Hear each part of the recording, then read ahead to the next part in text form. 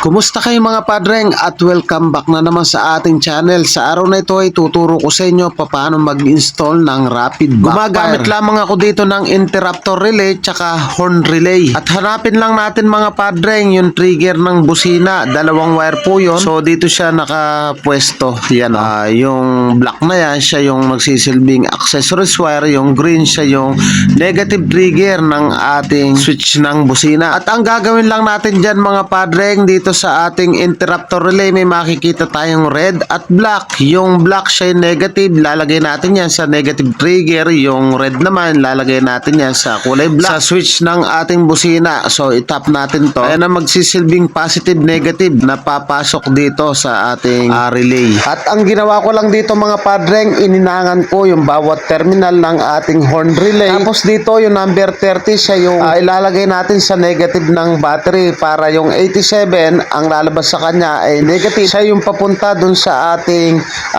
pulser. Positive yung dalawang side na yan. Siya naman yung trigger na galing dito sa ating switch ng busina.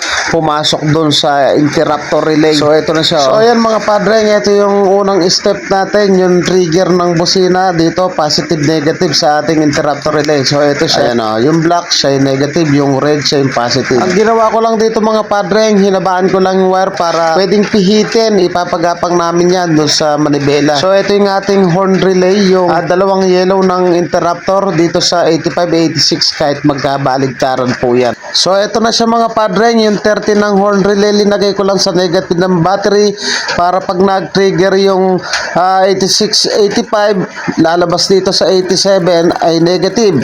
So try natin. Okay. At ang 87 ng ating horn relay, ito na nga siya. Ilalagay lang natin dito sa blue na may white dito sa ating pulser. So yan, na-tap na natin.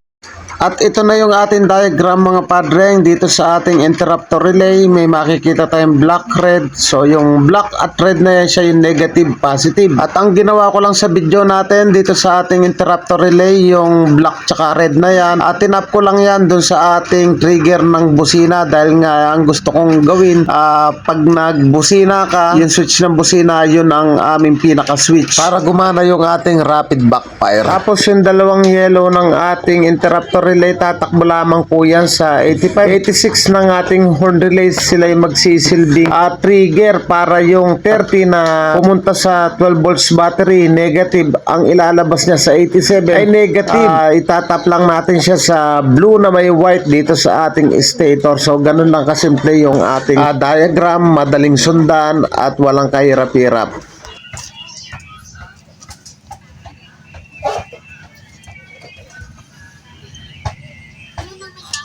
Huwag ka muna bubusina.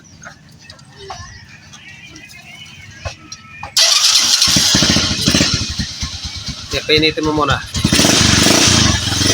Sige, rapid. Rapid.